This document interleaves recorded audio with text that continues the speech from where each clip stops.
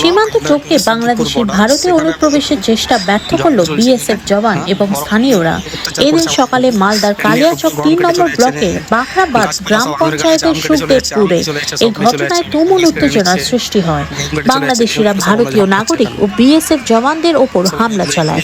পরিস্থিতি সামাল দিতে কাঁদানে গ্যাস ছুটতে বাধ্য হয় বিএসএফ জওয়ান ও স্থানীয়দের তাড়ায় বাংলাদেশিরা সীমান্ত থেকে পালিয়ে যায়। পরিস্থিতি নিয়ন্ত্রণে আনতে বিশাল বিএসএফ বাহিনীর সঙ্গে উপস্থিত ছিলেন সীমান্তরক্ষী বাহিনীর আধিকারিকরাও। ঘটনার সূত্রপাত সম্প্রতি ভারত বাংলাদেশ সীমান্ত কাঁটাতারের ওপার ভারতীয় জমিতে ফসল নষ্ট করে দেওয়ার অভিযোগে উঠেছিল বাংলাদেশি দুষ্কৃতীদের বিরুদ্ধে। এই ঘটনাকে কেন্দ্র করে আগে থাকতেই এলাকা উত্তপ্ত ছিল। সকালে তাদের জমিতে ফসল নষ্ট করার বিষয়টি দেখাতে বিএসএফ জওয়ানদের কাঁটাতারের ওপারের জমিতে নিয়ে যান সুখদেবপুরের কৃষকরা। সেই সময় তাদের উপর হামলা চালায় বাংলাদেশিরা।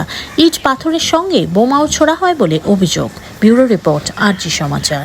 72 ঘন্টায় নিশ্চিত বশীকরণ। আপনার প্রেম, ভালোবাসা, বিবাহ, ব্যবসা, চাকরি, কর্ম, বাস্তু, শিক্ষা, গ্রহদোষ ইত্যাদি সকল সমস্যা নিশ্চিত সমাধান করুন অনলাইন বা চেম্বারে এসে। সমাধান পেতে আজই যোগাযোগ করুন তান্ত্রিক জ্যোতিষী গুরুদেব দীপ আচার্যর সাথে। নাম্বার 8697885583। যদি হামলা করে আপনারা জবাব দিবেন? অবশ্যই জবাব দিব। আমরা বিএসএফ এর পাশে আছি তো।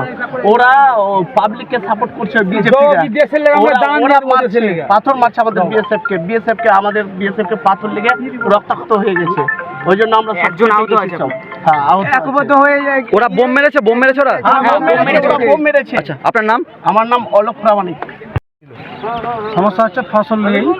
ফসল আমাদের ভারতীয় লোকেরা সবাই আমাদের ইন্ডিয়ান জায়গা আছে ওগুলোতে ফসল মনে যে এখন যেমন গমের সিজন, ভুট্টার সিজন, এগুলো ওরা কেটে দিয়েছিল। ফলে আমাদের এখান থেকে গ্রামবাসীরা নিয়ে গেছিল বিএসএফকে দেখাতে।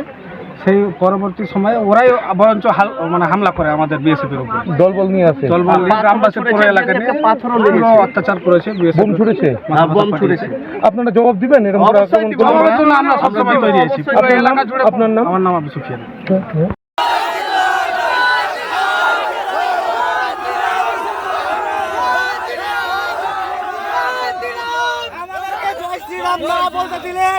মিডিয়াকে কোনো জবাব আমরা